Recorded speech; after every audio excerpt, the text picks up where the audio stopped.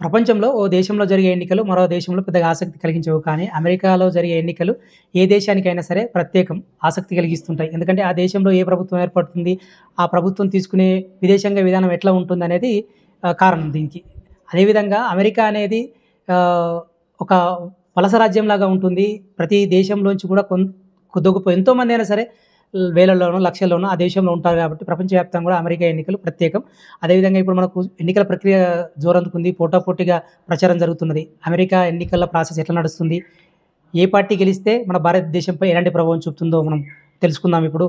ఇలాంటి విషయాలన్నీ మనకు వివరించేందుకు ఆహ్, ఇండో పసిఫిక్ స్టడీస్ మాజీ డైరెక్టర్ ప్రొఫెసర్ నరసింహారావు గారు మనతో ఉన్నారు. సార్‌ని అడిగి తెలుసుకుందాం. సార్ నమస్తే సార్. నమస్కారం. సార్ ఇప్పుడు అమెరికా ఎన్నికల ప్రక్రియ ఎలా జరుగుతుంది? అదేవిధంగా మనకు ఆ ఎన్నికల్లో ఇప్పుడు డెమోక్రటిక్ పార్టీ, రిపబ్లిక్ పార్టీ హోరాహోరీగా పోటీ పడుతున్నాయి. ఏ పార్టీ విధానం మన భారతదేశంపై ఎలాంటి ప్రభావం చూపిస్తుంది సార్? అమెరికా ఎలక్షన్ విధానం అంటేనే ఒక ప్రత్యేకత సంతరించుకున్నటువంటిది. ఎందుకంటే మన దేశంలో జరిగే ఎన్నికలు, అమెరికాలో జరిగే ఎన్నికలు పూర్తిగా భిన్నంగా ఉంటాయి.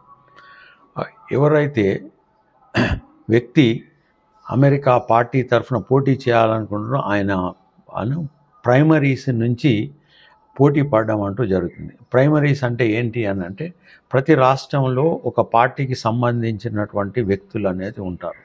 ప్రతి రాష్ట్రంలో కూడా ఆ వ్యక్తి ఆ పార్టీలో పనిచేసేటువంటి వాళ్ళతోని ఆమోదించబడితేనే ఫైనల్గా దేశంలో జరిగే అధ్యక్ష ఎన్నికలలో పాల్గొనేటందుకు అవకాశం అనేది ఉంటుంది. అయితే ఇప్పుడు జరిగేది ఏంటి అని అంటే జనరల్గా ఎవరైతే ప్రెసిడెంట్ ఉన్నాడో ఆయన నెక్స్ట్ ఎలక్షన్లో పార్టిసిపేట్ చేయాలంటే జనరల్గా ఆ పార్టీ అతనిని ఎన్నుకోవడం అంటూ జరుగుతుంది. అపోజిషన్ పార్టీ వ్యక్తి ఎవరైతేనో అతని కింది నుంచి ఎన్నిక కావాల్సి ఉంటుంది పార్టీ చేత. ఎప్పుడైతే పార్టీ చేత ఎవరైతే ఎన్నుకోబడతారో వాళ్ళు ఫైనల్గా ఏంటి అని అంటే అధ్యక్ష ఎన్నికలలో డైరెక్ట్గా పార్టిసిపేట్ చేయడం అంటూ జరుగుతుంది. ఇప్పుడు మొన్నటి వరకు డెమోక్రటిక్ పార్టీ ఏదైతే ఉందో ప్రెసిడెంట్గా ఉన్నటువంటి బైడెన్ మాత్రమే మళ్ళా ప్రైమరీలో ఎలక్ట్ అయిపోయి అధ్యక్షుడిగా నిలబడతారని అందరూ అనుకున్నారు. కాకపోతే అంటే అతనికి వయసు రీత్యా ఇంకొకటి ఏంటంటే కొంత జ్ఞాపక శక్తి రోజు రోజుకు అతి తగ్గిపోవడం అంటూ జరుగుతుంది. దానివలన పార్టీకి సంబంధించిన విధానాలు ఏవైతున్నాయో ఐడియాలజీస్ ఏవైతున్నాయో వాటిని సరిగా ప్రొజెక్ట్ చేయడం లేదు అని చాలా విమర్శ ఉంది. ఆ నేపథ్యంలో అతను కూడా ఆలోచించుకొని ఏం చేసినాడంటే ఆ ఎన్నిక నుంచి నేను తప్పుకుంటున్నానని ప్రకటించడంతో ఆ పార్టీ తరఫున ఉపాధ్యక్షురాలుగా ఉన్నటువంటి కమలా హ్యారిస్ ఏది అధ్యక్ష ఎన్నికలలోకి రావడం అంటూ జరిగింది. ఇక ఇంకొక పార్టీ తీసుకున్నట్టయితే రిపబ్లికన్ పార్టీ. ఆ పార్టీ తరఫున అంతకుముందు ప్రెసిడెంట్గా ఉన్నటువంటి డొనాల్డ్ ట్రంప్ మళ్ళా అతను ఆ పార్టీ తరఫున పోటీ చేయాలని అనుకుంటున్నాడు. కాకపోతే ఏంటంటే ఆ పార్టీ ఆ ప్రైమరీ నుంచి ఇప్పుడు అతను పోటీ చేస్తున్నాడు. ఇది ఏంది అంటే దాదాపు ఒక సంవత్సర కాలం జరిగేటువంటి ప్రక్రియ. ప్రతి స్టేట్లో కూడా ఈ క్యాండిడేట్స్ ఎవరైతున్నారో ఆ స్టేట్లో ఉన్నటువంటి పార్టీ సభ్యుల చేత ఆమోదం అనేది పొందాలి. ఎప్పుడైతే అన్ని స్టేట్స్లలో ఎక్కువ స్టేట్స్లలో అయితే ఎవరైతే ఆమోదం పొందుతారో వాళ్ళే ఫైనల్గా అభ్యర్థిగా నిలబడడం అంటూ జరుగుతుంది. ఇప్పుడు చూసినట్టయితే ఏంటి అని అంటే రిపబ్లికన్ పార్టీ తరఫున కొంతమంది 2-3, అలానే డొనాల్డ్ ట్రంప్, మన భారత జాతికి చెందినటువంటి వివేక్ రామస్వామి అనే అతను కూడా పోటీ. కానీ ఏంటి అంటే వాళ్ళకి సరి అయిన మద్దతు లభించకపోవడంతో ఏంటి అని అంటే దాదాపుగా రిపబ్లికన్ పార్టీ తరఫున డొనాల్డ్ ట్రంప్, అతని వైస్ ప్రెసిడెన్షియల్ క్యాండిడేట్గా వ్యాన్స్ అనే అతని భార్య మళ్ళా భారత సంతతి ఉషా వ్యాన్స్. అట్లానే ఈ డెమోక్రటిక్ పార్టీ తరఫున ఏంటి అంటే కమలా హ్యారిస్ నిలబడడం అంటూ జరుగుతుంది. ఆమె ఉపాధ్యక్ష అభ్యర్థిని ఇంకా ఎంచుకోవాల్సి ఉంది. సో కాబట్టి ఏంటంటే ఇంకా దాదాపు ఒక 9-10 నెలలు అనేది ఇది జరుగుతుంది. తర్వాత ఏమవుతుంది అని అంటే మరలా ఎప్పుడైతే క్యాండిడేట్స్ ఫైనల్ ప్రైమరీ ఎలక్షన్స్ అయిపోయి ఫైనల్గా పార్టీ నిర్ణయిస్తాయో అప్పుడు ఏంటి అని అంటే అమెరికాలో ఎలక్షన్ అనేది చాలా హాట్గా జరుగుతుంటుంది. దాని తర్వాత ఏంటి అని అంటే వాటికి సంబంధించినటువంటి ఎలక్షన్ల ఖర్చులకు ఫినాన్షియల్ రిసోర్సెస్ని మొబిలైజ్ చేసుకుంటారో, అక్కడ ఉన్నటువంటి క్యాపిటలిస్ట్ కానివ్వండి, రకరకాల విధానాల ద్వారా రిసోర్సెస్ అనేవి మొబిలైజ్ చేసేసుకొని అప్పుడు అసలైన పోటీ అనేది రెండు పార్టీల మధ్య, ఇద్దరి వ్యక్తుల మధ్య ఏది చాలా ఇంట్రెస్టింగ్గా రూపొందడం అంటూ జరుగుతుంది. అదే సార్, ఇప్పుడు మనకు ఎప్పుడైనా సరే అమెరికా మనకు మిత్రదేశం కాబట్టి అమెరికాలో జరిగే ఎన్నికలు మనకు ఆసక్తికరంగా ఉంటాయి భారతదేశానికి. అదేవిధంగా అంతేకాకుండా ఈసారి భారత సంతతి మహిళ అయినటువంటి కమలా హ్యారిస్ అధ్యక్ష బరిలో ఉన్న నేపథ్యంలో మరింత ఆసక్తికరంగా మారుతుంది. ట్రంప్ గెలిస్తే భారత్తో సంబంధాలు ఎలా ఉంటాయి, కమలా హ్యారిస్ గెలిస్తే భారత్తో సంబంధాలు ఎలా ఉండే అవకాశం ఉంటుంది సార్? ఇక్కడ మనందరం ఒకటి గుర్తుపెట్టుకోవాల్సిన అవసరం ఉందండి. అమెరికాలో జనరల్గా ఇట్స్ ఎ 2 పార్టీ సిస్టమ్ అని అంటారు. అంటే ఒకటి రిపబ్లికన్ పార్టీ, ఇంకొకటి డెమోక్రటిక్ పార్టీ. బేసిక్గా ఏంది అని అంటే వీటి మధ్య వ్యత్యాసం విదేశాంగ విధానానికి సంబంధించి, ఆర్థిక విధానాలకు సంబంధించి పెద్ద తేడా అనేది లేదు. కొద్ది గొప్ప తేడా అనేది ఉండొచ్చు. అయితే జనరల్గా డెమోక్రటిక్ పార్టీని తీసుకున్నట్టయితే ఏంటంటే ఇతర దేశాల నుంచి వలస వెళ్ళినటువంటి వాళ్ళు, అట్లానే కొంత లెఫ్ట్ లీనింగ్ ఉన్నటువంటి వాళ్ళు, కొంత చాలా లిబరల్ ఐడియాలజీ ఉన్నటువంటి వాళ్ళు డెమోక్రటిక్ పార్టీకి సపోర్ట్ చేయడం అంటూ జరుగుతుంది. అదే రిపబ్లికన్ పార్టీకి సంబంధించినంత వరకు ఏంటంటే కొంత కన్జర్వేటివ్ ఐడియాలజీ ఉంటుంది. మన దేశం కంటే పూర్తిగా భిన్నంగా ఉంటుంది. ఎలా అని అంటే అక్కడ మీకు మనకు తెలియనటువంటి అంశాలు చాలా ఉన్నాయి. అక్కడ ఏంటి అని అంటే మనము రిలీజియన్ కూడా ఒక ముఖ్యమైన అంశం ప్రతిసారి ఎలక్షన్స్లో. అలానే కొన్ని అంశాలు ఉంటాయి. ఇప్పుడు సపోజ్ ఏంటి అని అంటే జెండర్ ఈక్వాలిటీ, స్త్రీ పురుష మధ్య సమానత్వం. అలానే ఏది మన వేజెస్కి సంబంధించి ఏంటి అని అంటే మనలాగా అందరికీ ఒకే రకమైనటువంటి వేజెస్ ఉంటాయి. ఇవేందో ప్రభుత్వంలో పనిచేసేటువంటి వాళ్ళకు కూడా వాళ్ళ స్కిల్ను బట్టి, వాళ్ళ యొక్క హోదాను బట్టి ఈ వ్యత్యాసాలు అనేటివి ఉంటాయి. సో కాబట్టి ఒకటి జెండర్ ఈక్వాలిటీ, అలానే ఇంకొకటి ఏంది అని అంటే ఆర్థికంగా బలోపేతం చేసేటందుకు అవలంబించినటువంటి విధానాలు. ఇంకొకటి ఏంది అని అంటే సోషల్ స్ట్రక్చర్ సంబంధించినటువంటి ఇది కొంత కన్జర్వేటివ్ యాటిట్యూడ్ను రిపబ్లికన్ పార్టీ అవలంబించడం జరుగుతుంది. అక్కడ వ్యక్తి ఇతనా అతనా లేకపోతే ఈయననా ఆయననా అనే బదులు ఏంది అని అంటే కొన్ని ఇష్యూస్ ఏవైతేనో అవి ముఖ్యమవుతాయి. సో ఆ పరిస్థితుల్లో ఏంటి అని అంటే వ్యక్తులకు బదులు ఐడియాలజీసు, అలానే ఏ పార్టీ ఏ ప్రిన్సిపల్కు నిలబడుతుంది అని ముఖ్యమవుతాయి. అంటే జనరల్గా వ్యక్తి ఎవరైనా ఆ పార్టీకి సంబంధించినటువంటి విధానాలు, ఐడియాలజీసిన ఆధారంగానే ఎలక్షన్ల బరిలోకి దిగడం అంటూ జరుగుతుంది. సో కాబట్టి ఇప్పుడు మీరు అన్నట్టు ఏంటి అని అంటే ప్రస్తుతము ఆర్థిక వ్యవస్థను చూసినట్టయితే గత కొన్ని నెలలుగా అమెరికా ఒక రకమైనటువంటి ఆర్థిక సంక్షోభాన్ని ఎదుర్కొంటుంది. అయితే దీనిలో నుంచి ఎలా బయటపడడం, డెమోక్రటిక్ పార్టీ ఏంటి అని అంటే చూసినట్టయితే అక్కడ మీరు ప్రపంచం నుంచి ఎవరు వచ్చినా కూడా ఏంటి అని అంటే ఆహ్వానించడం అంటూ జరుగుతుంది. అదే రిపబ్లికన్ పార్టీ ఆహ్వానించినా కూడా ఏంటి అంటే ఒక రకమైనటువంటి కండిషన్స్ అనేది ఇంపోజ్ చేయడం అంటుంది. మనం ఒకటి ఇక్కడ గుర్తుంచుకోవచ్చు. డొనాల్డ్ ట్రంప్ మన అధ్యక్షుడిగా ఉన్న కాలంలో ఏం చేసినాడు, ఈ మైగ్రేషన్ను అరికట్టేటందుకు లేకపోతే తగ్గించేటందుకు ఏం చేసినాడు, ఎవరైతే వేరే దేశాల నుంచి అమెరికాలోకి వస్తారో వాళ్ళ చదువు అయిపోయిన తర్వాత ఎవరికైతే $1,00,000 జీతం ఉంటుందో వాళ్ళు మాత్రమే అమెరికాలో ఉద్యోగం చేసేటందుకు అర్హులు, అంతకంటే తక్కువ ఉంటే అర్హులు కాదు అని ఒక చట్టాన్ని తీసుకొని రావడం అంటూ జరిగింది. ఆ నేపథ్యంలో ఏమైందంటే కొంత ఇమిగ్రేషన్ అనేది తగ్గింది. ఇప్పుడు ఎన్నో లక్షలు పెట్టి మన దేశం నుంచి అమెరికా వెళ్తుంటారు చదువు కొరకు. మరి మళ్ళా అంత సంపాదించాలి, అంతకంటే ఎక్కువ కూడా సంపాదించాలి కదా. అలానే వీళ్ళు ఏం చేస్తారనంటే బ్యాంకుల నుంచి కూడా రుణాలు తీసుకోవడం అంటూ జరుగుతుంది. అంత ఖర్చు పెట్టిన తర్వాత మళ్ళీ సంపాదించలేదు అనుకో, వట్టి చేతులతో తిరిగి వస్తే ఎంతమందికి అది. ఇక్కడ ఇంకొకటి కూడా మనం గుర్తుపెట్టుకోవాలి. కరోనా సమయంలో భారతదేశం నుంచి వెళ్ళే విద్యార్థుల సంఖ్య చాలా తగ్గింది. దానితో దాదాపు ఒక $20 బిలియన్ ఏది అమెరికా యూనివర్సిటీస్ నష్టపోయినాయని ఒక అంచనా. $20 బిలియన్ అని అంటే ఊహించండి ఎంతమందికి ఉపాధి కలిగించేటందుకు అవకాశం ఉంది.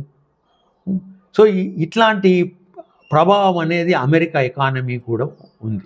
సో కాబట్టి ఇప్పుడు ట్రంప్ కానివ్వండి లేకపోతే కమలా హ్యారిస్ కానీ ఏంటి అని అంటే ఆ నేపథ్యం నుంచి ఒక లెసన్ నేర్చుకొని ఏదైనా కూడా ఎక్కడైతే మన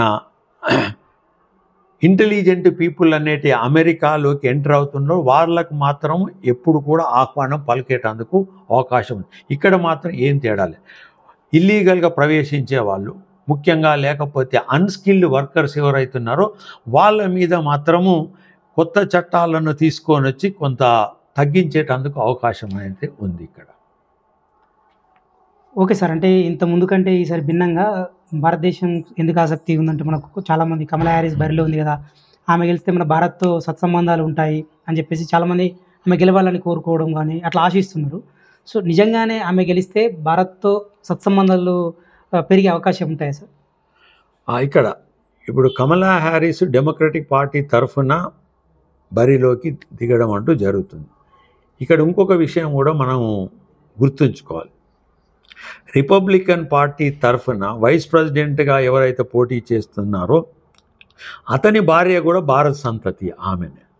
సో కాబట్టి ఒక రకంగా చెప్పాలంటే ఒక పార్టీ తరఫున అధ్యక్షురాలిగా భారత సంతతి వ్యక్తి, భారత కాదు ఆఫ్రో ఇండియన్ అనాలి మనం, ఒక భారత సంతతి. సో జమైకను మదర్ ఎవరైతే ఉన్నారో ఆమె ఇండియా సంతతి ఆమె. అలానే వైస్ ప్రెసిడెంట్గా దిగేటువంటి వ్యక్తి వ్యాన్స్ ఎవరైతే ఉన్నారో ఆయన వైఫ్ ఉషా వ్యాన్స్ కూడా భారత సంతతి. ఇక్కడ ఇంకొకటి కూడా వ్యక్తి కంటే ఎక్కువగా ముఖ్యంగా ఏంటి అని అంటే ఆ పార్టీ విధానాలు చాలా వరకు ప్రభావితం చేస్తాయి. అట్లానే ఒక వ్యక్తి ప్రెసిడెంట్గా ఎన్నికైనంత మాత్రాన ఏది కొంత వేరియేషన్ అనేది ఉండొచ్చు, కానీ పూర్తిగా ఏదో మారిపోతుందని మనం అనుకోవడం మాత్రము సరి అయినటువంటి విషయం కాదు. వాళ్ళు ఫస్ట్ ఒకటి విషయం మనం గుర్తుంచుకోవాలి. ఎందుకంటే ఎవరు గెలిచినా కూడా వాళ్ళు అమెరికా పౌరులు. అమెరికా యొక్క జాతీయ ప్రయోజనాలు ఏవైతే ఉంటాయో ప్రయోజనాలు ఏవైతే ఉన్నాయో వాటి ఆధారంగా విధానాల రూపొందించడం జరుగుతుంది. కానీ వాళ్ళు ఏదో దేశం నుంచి ఏదో సంతతికి చెందినవారు కాబట్టి ఆ దేశంతో ఏది సత్సంబంధాలు కలిగి ఉంటారని అనుకోవడం మాత్రం చాలా పొరపాటు. సో కాబట్టి ఇక్కడ మనం ఎంఫసైజ్ చేయాల్సినటువంటి విషయం ఏంటి అని అంటే, ఒకటి ప్రస్తుతము వేరే దేశాలతో పోల్చినట్టు అయితే ఆర్థిక అభివృద్ధి గణనీయంగా ఉంది భారతదేశంలో. అలానే కొన్ని టెక్నాలజికల్ ఇన్నోవేషన్స్ ఏవైతే ఉన్నాయో అవి కూడా గణనీయంగా గత దశాబ్ద కాలంలో పెరిగినాయి. మూడోది ఏంటంటే కరోనా తర్వాత ఏంటి అని అంటే ఒకప్పుడు గ్లోబల్ సప్లై చైన్గా ఉన్నటువంటి చైనాలో విదేశాలు ముఖ్యంగా అమెరికా యూరోపియన్ దేశాల్లో ఉన్నటువంటి పెట్టుబడిదారులు ఎవరైతున్నారో ఆ చైనా నుంచి తమ పెట్టుబడులను ఉపసంహరించి ప్రపంచంలో వేరే చోట పెట్టుబడులు పెట్టేటందుకు ఆసక్తి చూపుతున్నారు.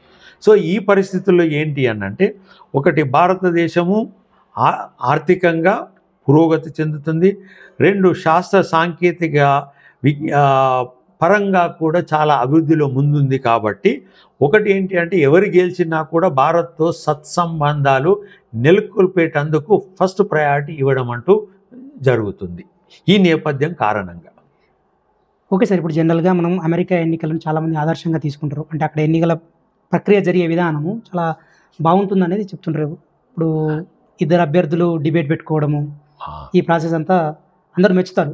కానీ ఇటీవల కాలంలో ట్రంప్ జాతీయ వివక్ష కామెంట్లు కూడా చేస్తున్నాడు సార్. అంటే చాలా పద్ధతిగా హుందాగా జరిగే ఎన్నికలు ఈ విధమైన ధోరణి సంతరించుకోవడానికి అంటే ఎందుకు సార్ ఆ మార్పు ఎందుకు వచ్చింది? ఒకటి కొంతమంది వ్యక్తులు అమెరికా కాండి మిగతా యూరోపియన్ దేశాలలో ఎన్నికల్లో పోటీ తీవ్రమైనప్పుడు ఏంటి అనంటే వాళ్ళు గెలిచేటందుకొరకు కొన్నిటిని ఉపయోగించుకోవడం అంటూ జరుగుతుంది. అందులో ట్రంప్ రిపబ్లికన్ పార్టీ అంటే ఇంతకుముందు చెప్పినట్టుగానే ఒక కన్జర్వేటివ్ ఎలిమెంట్స్ అనేటివి ఆ పార్టీలో కొంత ఉంటాయి. అలానే ట్రంప్కు ఇంకొకటి కూడా మనం అమెరికా ఫస్ట్ అనేది ఒక ఆయన ఐడియాలజీలో భాగం. ఏదైనా కూడా అమెరికా ముందు ఉండాలి ఫస్ట్ ప్రపంచంలో. ఈ పరిస్థితిలో ఏంది అని అంటే ఆమె ఆఫ్రో ఇండియన్ కాబట్టి వీళ్ళని ఏమంటారు అంటే జనరల్గా బ్లాక్స్ ఎవరైతున్నారో లేకపోతే ఆఫ్రికా నుంచి మైగ్రేట్ అయినటువంటి వాళ్ళని కలర్డ్ పీపుల్ అని అంటారు అక్కడ. Okay sir.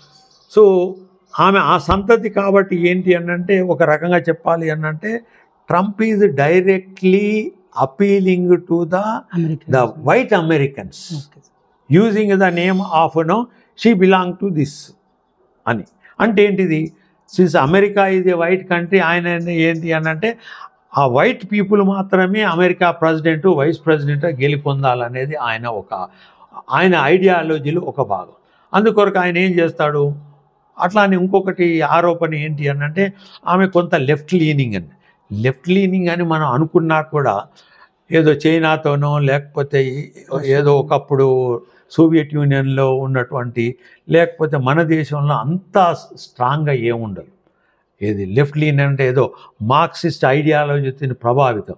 ఒకటి ఏంటంటే కొంచెం టిల్ట్ ఏంటి అని అంటే అమెరికాలో అన్ని జాతులకు సంబంధించినటువంటి వ్యక్తులు అనేవి ఉంటారు. అందుకొరకే general it is called as a nation of the immigrants. ప్రపంచం ఎంతోమంది అమెరికా చరిత్రను చూస్తే మీకేంది 17th century నుంచి ఆఫ్రికా నుంచి వీళ్ళు వలస రావడం అంటూ జరిగింది. వలస అనేక బదులు ఏంది అంటే ఆఫ్రికాలో మనుషులు ఎవరైతున్నారో వాళ్ళను జంతువులలాగా వేటాడి వాళ్ళను బానిసలుగా తీసుకొచ్చి అగ్రేరియన్ సెక్టర్లో పని చేయించడం అని జరిగింది. చాలా రకాలైనటువంటి హింసకు దారుణాలకు కూడా వాళ్ళు చవి చూడడం అంటూ జరిగింది. సో ఏంటి అని అంటే ఇప్పటికి కూడా కాన్స్టిట్యూషనల్గా సాధ్యం కాకపోయినా పబ్లిక్ డిబేట్లలో కాకపోయినా కొంతమంది వ్యక్తులు ఏంటి అంటే వీటిని ఉపయోగించుకొని they want to establish white supremacy in politics also. ఈ మధ్యలోనే ఒకటి బెల్ థీరమ్ అనే ఒక ఆయన బుక్ రాసినాడు. అక్కడ ఏమన్నా అంటే ఈ వైట్ పీపుల్ మాత్రమే ఇంటెలిజెంట్ పీపుల్, సో బ్లాక్స్ ఎవరైతున్నారో వాళ్ళు చాలా ఇన్ఫీరియరు, మేధాపరంగా చూసినా కూడా అండ్ దానికి ఏదో కొంత అట్లాంటి థీరీస్ కూడా కన్స్ట్రక్షను అనేది అమెరికా సమాజంలో జరుగుతుంది. అలా వచ్చినంత మాత్రం అమెరికా సమాజం వాటిని ఒప్పుకుంటుంది, అందరూ వాటిని ఆమోదిస్తున్నారని మాత్రం మనం అనుకునేటందుకు వీల్లేదు.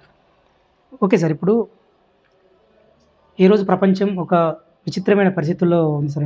ఎందుకంటే మనకు ఇంకొక ప్రపంచ యుద్ధం వస్తుందా అనే ఒక ఊహాగానాలు అలాంటి చర్చ జరుగుతున్నది. ఎందుకంటే మనకు ఇరాన్ ఇజ్రాయెల్ మధ్యలో నెలకొన్న ఆ ఉద్రిక్తత అమెరికా ఎన్నికలపై ఎలాంటి ప్రభావం చూపుతుంది? ఒకవేళ అమెరికాలో ఎవరు గెలిస్తే ఈ యుద్ధం పట్ల ఎలాంటి విధానం అవలంబించే అవకాశం ఉంటుంది సార్? ఇక్కడ నేను కూడా 1-2 ప్రోగ్రామ్ చూసినాను. ఏంటి అనంటే వాళ్ళ ప్రకారము 2029-30 నాటికి ఒక ప్రపంచంలో యుద్ధం అనేది వస్తుంది. ఆ యుద్ధం ప్రపంచాన్ని అతలాకుతలం చేస్తుంది. అది కూడా ఒక 2-3 సంవత్సరాలుగా జరుగుతుంది. దానివల్ల ఏమవుతుంది అంటే ప్రపంచం అనేక ఒడిదుడుగులకు లోనయ్యి ఇప్పుడు ఉన్నటువంటి పరిస్థితి పూర్తిగా మారిపోతుంది. అయితే వీళ్ళు చాలామంది సాఫ్ట్వేర్లో పనిచేసేటువంటి వ్యక్తులు, అలానే కొంచెం జ్యోతిష్యపరంగా ఏదో ప్లానిటరీ మూమెంట్స్ని బట్టి ఇట్లాంటి ఒకరిద్దరు నేను కూడా చూసినాను. ఈ మధ్యకాలంలో ముఖ్యంగా భారతదేశంలో ఒక డిబేట్ అనేది జరుగుతుంది. ముఖ్యంగా ఇలాంటి వ్యక్తుల వలన లేకపోతే టీవీ ఛానల్స్ అనండి, ప్రపంచంలో ఎక్కడ యుద్ధం జరిగినా అదేదో ప్రపంచ యుద్ధానికి దారి తీస్తుంది అనేది మనోళ్ళు ఒక కన్క్లూజన్కి వస్తున్నట్టు నాకైతే కనపడుతుంది. ఇప్పుడు మొన్నటి వరకు ఏంటి అనంటే రష్యాకు యుక్రెయిన్ మధ్య చాలా తీవ్రంగా, అలానే ప్రస్తుతం చూసినట్టయితే ఇజ్రాయెల్కు ఇరాన్ మధ్య, కొన్ని నెలల క్రితం చూసినట్టయితే ఇజ్రాయెల్ను గజాకు పాలస్తీనియన్కు, అలానే ఇప్పుడు చూసినట్టయితే మళ్ళీ బంగ్లాదేశ్లో ఒక సంక్షోభం అనేది జరుగుతుంది. కొంతమంది దాన్ని అంతర్యుద్ధంగా పోల్చడం అంటూ జరుగుతుంది. ఇప్పుడు ఎవరైతే కేర్టేకర్ గవర్నమెంట్ హెడ్ ఉన్నాడో ఆయన మహమ్మద్ యూనస్, ఒకవేళ ఈ సంక్షోభం ఇలానే అయితే దాని యొక్క స్పిల్ ఓవర్ ఎఫెక్ట్, దాని ప్రభావం భారతదేశం మీద ఉంటుంది. ఎలా ఉండబోతుంది భారతదేశం మీద? అక్కడి నుంచి చాలామంది భారతదేశం చొరపడతారు. దాని తర్వాత భారతదేశంలో కూడా అల్లకల్లోలం అనేది జరుగుతుంది. అది స్లోగా ఏమైతుందంటే మిగతా సౌత్ ఏషియా కంట్రీస్కు పాకుతుంది. దీనివల్ల ఇట్లాంటి అన్ని రకరకాలుగా ఏంటంటే ఇవన్నీ ప్రొజెక్షన్స్. Okay sir. బట్ ఒక చోట జరిగితే ప్రపంచం కూడా అలా చూస్తూ ఊరుకుంటుందని మనం చెప్పలేమండి. దానిని నిరోధించేటందుకు కానీ ప్రపంచంలో ఉన్నటువంటి సంస్థలు, వ్యక్తులు, దేశాలు కలిసికట్టుగా పనిచేయడం అంటూ జరుగుతుంది. కాకపోతే ఇంకొకటి ఏంటి అని అంటే, ఒకప్పుడు యుద్ధాలు జరిగినప్పుడు ఏంటిది, కొన్ని సంవత్సరాలు జరిగినాయి, కొన్ని నెలలు జరిగినాయి, లేకపోతే కొన్ని వారాలు జరిగినాయి. ఇప్పుడు కొన్ని దేశాలకు ఉన్నటువంటి ఈ ఆయుధాలు ఏవైతున్నాయో, ఒకవేళ ఆ ఆయుధాలను ఉపయోగించినట్టయితే దాని నుంచి వచ్చేటువంటి పర్యవసానాలు ఏవైతున్నాయో అవి మాత్రం చాలా తీవ్రతరంగా ఉంటాయి. ఎందుకనంటే ఇప్పుడున్నటువంటి ప్రపంచము ఇంటర్డిపెండెంట్ వరల్డ్. ఏ దేశం కూడా అన్ని వనరులను కలిగి లేదు. ప్రతి దేశం కూడా ఇతర దేశాల మీద ఆధారపడి, సపోజ్ మన దేశాన్ని తీసేసుకోండి, ఆయిల్ అనేది వెస్ట్ ఏషియా నుంచి రావాలి. అట్లానే జపాన్ కూడా మొత్తం వెస్ట్ ఏషియా నుంచి వచ్చేటువంటి ఆయిల్ మీదనే ఆధారపడుతుంది. యూరోప్లో చాలా దేశాలు కూడా ఆ వెస్ట్ ఏషియా నుంచి వచ్చేటువంటి ఆయిల్ మీద ఆధారపడతాయి. చైనాది కూడా తీసేసుకోండి, అక్కడి నుంచి ఎనర్జీ అనేది రావాలి. సో ఈ పరిస్థితులలో ఏంటి అని అంటే, ఎక్కడ యుద్ధం జరిగినా దాని యొక్క ప్రభావం ప్రపంచం అంతటి మీద పడుతుంది. ఎలా పడుతుంది అని అంటే, ముఖ్యంగా ఆర్థికంగా. ఎప్పుడైతే షార్టేజ్ అనేది ఉంటుందో రా మెటీరియల్కు, ప్రైసెస్ అనేది ఆటోమేటిక్గా పెరుగుతాయి. ఎప్పుడైతే ఆ ప్రైసెస్ ఆటోమేటిక్గా పడుతుందో ధరలు పెరుగుతాయి. ఆ ధరలు పెరగడంతో ఏంటంటే దైనందిన జీవితం మీద ఎంతో కొంత ప్రభావం అనేది ప్రతి ఒక్కరి మీద కూడా పడుతుంది. దీనికి ప్రపంచ ఆర్థిక వ్యవస్థ ఒడిదుడుకులకు లోనైనప్పుడు ఏమవుతుంది అని అంటే, ఒక రకమైన ఆర్థిక సంక్షోభం వస్తుంది. చాలామంది ఎప్పుడైతే ప్రపంచ యుద్ధం అంటున్నారో, నేను అనుకునేది ఏంటి అని అంటే, బహుశా ఈ పరిస్థితి తల ఎత్తుతుంటాయి ఇట్లాంటి కాన్ఫ్లిక్ట్స్ వలన. అది ప్రపంచంలో ఎక్కడైనా జరగండి, లేదు ముఖ్యంగా ఏంటంటే ఎక్కడెక్కడైతే ఈ రా మెటీరియల్స్ ఉంటాయో ఆ ప్రాంతంలో ఇట్లాంటి ఈ కాన్ఫ్లిక్ట్స్ కానీ యుద్ధాలు కానీ జరిగినప్పుడు ప్రపంచం మీద ఖచ్చితంగా ప్రభావం ఉంటుంది అని అంటారు. ఇంకోటి రెండో ఆస్పెక్ట్ మీరు అడిగింది ఏంటి అని అంటే, అమెరికాలో ఏ పార్టీ గెలిస్తే ప్రపంచానికి అనుకూలమైనటువంటి విధానాలు అవలంబించేటందుకు ఆస్కారం ఉంది అని అనొచ్చు. ఇక్కడ అధ్యక్షులు ఎవరైనా కానివ్వండి కాక, అధ్యక్షుడు రూపొందించినటువంటి విధానాలను అమెరికా యాక్సెప్ట్ చేయాలి అని అంటే అమెరికన్ కాంగ్రెస్, మన పార్లమెంట్ లాగానే అమెరికన్ కాంగ్రెస్ యాక్సెప్ట్ చేయాలి. అక్కడ అమెరికన్ కాంగ్రెస్లో మనకు రాజ్యసభ ఉన్నట్టు ఏంటంటే అక్కడ సెనేట్ అనేది ఉంటుంది. ఆ సెనేట్లో ఏ విధానాలు అయితేనా ఆ మెజారిటీతో సెనేట్లో ఒప్పుకుంటే మాత్రమే ఆ విధానాలను అధ్యక్షుడు అమలు పరిచేటందుకు అవకాశం అనేది చాలా వరకు ఉంటుంది. టెంపరీ ఏంటంటే కొన్ని ఇనిషియేటివ్ తీసుకొని ప్రెసిడెంటు ఒకవేళ యుద్ధ వాతావరణాన్ని ఇన్ఫ్లుయెన్స్ చేయాల్సి రావచ్చు. కానీ అది చేసేటందుకు చేపట్టే చర్యలు ఏదైతున్నాయో దాన్ని సమర్థించేటందుకు అమెరికా ఎంతో కొంత ఫినాన్షియల్ రిసోర్సెస్ స్పెండ్ చేయాల్సి ఉంది. సో కాబట్టి ఎవరు అధ్యక్షుడిగా ఎన్నికైనా కూడా సెనేట్ మీద సపోర్ట్ మీద ఆధారపడాల్సి వస్తుంది. అట్లానే హౌస్ ఆఫ్ రిప్రజెంటేటివ్స్ మీద కూడా ఆధారపడాల్సి వస్తుంది. కాబట్టి ఏంటంటే ఫస్ట్లో మీరైతే ఏ క్వశ్చన్తో స్టార్ట్ చేసినారో, అమెరికా యొక్క పొలిటికల్ ప్రాసెస్ ఏదైతుందో ఆ ప్రాసెస్ తీసుకొని అమెరికా యొక్క జాతీయ ప్రయోజనాలను దృష్ట్యా పెట్టుకొని ఉన్నటువంటి రకరకాల సంస్థలు అవి అన్నీ కలిసికట్టుగా పనిచేసి విధానాన్ని రూపొందించుకోవడం అంటూ జరుగుతుంది.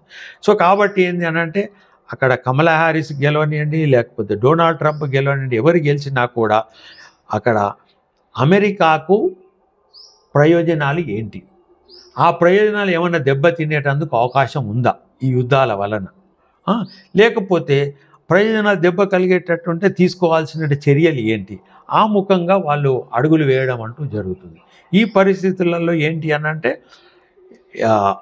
ట్రంప్ కన్జర్వేటివ్ కాబట్టి, కమలా హ్యారిస్ కొంత లిబరల్ కాబట్టి ఏంటి అనంటే, ఆ తీసుకున్నటువంటి చర్యలు దుందుడుకు చర్యలు కాకుండా ఏంటి అంటే ప్రపంచంలో శాంతి నెలకొల్పేటందుకు తీసుకునే చర్యలు చాలా వరకు ఉండొచ్చని మనం అనుకోవచ్చు. ఓకే సార్, మరొక అంశం ఏంటంటే బైడెన్ అభ్యర్థిగా ఉంటాడని ప్రచారం జరుగుతున్న సమయంలో బైడెన్ ఒక ప్రకటన చేశాడు సార్. ఏంటంటే పౌరసత్వ విధానాలని నిబంధనల్ని సడలిస్తామని చెప్పేసి ఒక ప్రకటన చేశాడు సార్. అయితే ఇప్పుడు ఆయన అభ్యర్థిగా లేడు, కానీ కమలా హ్యారిస్ అభ్యర్థిగా ఉన్నారు. ఆ అభ్యర్థి మారినంత మాత్రాన మార్పు ఉంటుందా, లేకపోతే అది పార్టీ విధానంగానే ఉండొచ్చు సార్? అంటే ఎందుకంటే మనకు చాలామంది మన ఇండియన్స్ అక్కడ ఉంటారు కదా సార్. పౌరసత్వం అనేది చాలా రిలేటెడ్. ఆ, ఇక్కడ ఇంకొకటి కూడా, గత మనం 3-3.5 సంవత్సరాలు చూసుకుంటే అమెరికా పౌరసత్వం కంటే బదులు ఏంటంటే భారతీయులు అక్కడ ఉండి వాళ్ళ యొక్క నైపుణ్యాన్ని ఆ దేశ ప్రయోజనాలకు, ప్రపంచ ప్రయోజనాలకు ఉపయోగించడానికి చాలా వరకు లిబరలైజ్ చేయడం అంటూ జరిగింది. ఇంకా ఏంటి అంటే బైడెన్ ఉన్న కాలంలో కూడా మీరు అన్నట్టుగానే ఇవి చర్యలు సరిపోతలేవు కాబట్టి పౌరసత్వాన్ని ఎక్కువ మందికి ఇచ్చేటందుకు కాను కొన్ని చర్యలు చేపడతానని ప్రకటించడం అంటూ జరిగింది. ఇంతకుముందు నేను చెప్పినట్టుగానే ఆ చర్యలు చేపట్టాలనంటే అమెరికా కాంగ్రెస్ ఏదైతుందో అది సమర్థించాల్సి ఉంటుంది. సో కాబట్టి ఇది ఒకటి పార్టీ ఐడియాలజీ. రెండవది ఏంటి అంటే చైనా నుంచి మిగతా ఇతర దేశాల నుంచి కూడా అమెరికాకు శాస్త్ర సాంకేతిక రంగాలలో పోటీ అనేది వస్తుంది. సో కాబట్టి ఆ పోటీని తట్టుకునేటందుకు కానీ ప్రపంచంలో ఎక్కడైతే నైపుణ్యం ఉంటుందో ఆ నైపుణ్యాన్ని అమెరికాలో తీసుకొచ్చి దాన్ని ఉపయోగించుకునే విధంగా చేసేటువంటి చర్యలను పార్టీలు చేపట్టడం అంటూ జరుగుతుంది. సో కాబట్టి ఈ పోటీ నుంచి తనను తాను రక్షించుకోవాలంటే ఏంటి అనంటే it has to allow more number of immigrants who are hardworking, who are intelligent, who can contribute to the development of science and technology, and who are creative and who can contribute to the American economy. So దీంట్లో ఏంటి అనంటే అతను ఒక idea అనేది American సొసైటీలో ప్రవేశపెట్టడం జరుగుతుంది. బహుశా ఇది కమలా హ్యారిస్ ఎలక్ట్ అయినా కూడా దీన్ని ముందు తీసుకెళ్ళేటందుకు నేనైతే పర్సనల్గా అనుకుంటాను ఎక్కువ అవకాశాలు అయితే ఉన్నాయి. Okay, thank you very much sir. Thank you very much అండి. అమెరికా ఎన్నికల్లో ఏ పార్టీ గెలిచినా ప్రపంచంపై స్థూలంగా పెద్దగా ప్రభావం పడకపోయినా ఎంతో కొంత ప్రభావం అయితే ఉంటుంది. అదేవిధంగా ఆ పౌరసత్వానికి సంబంధించి కూడా కమలా హ్యారిస్ గెలిస్తే పౌరసత్వానికి సంబంధించిన ఆ సడలింపులు అనేవి కొనసాగే అవకాశం ఉంటుందని ప్రొఫెసర్ నరసింహారావు గారు చెప్తున్నారు. అదేవిధంగా ఈరోజు ప్రపంచం యుద్ధాన్ని కోరుకోవడం లేదని, శాంతి కోసం కూడా ప్రపంచ దేశాలు ఏకమవుతాయని, ప్రపంచ యుద్ధం వస్తుంది అంటూ జరుగుతున్నాయి కేవలం ఊహాగానాలుగా మనం పరిగణించాల్సి ఉంటుందని చెప్పి చెప్తున్నారు.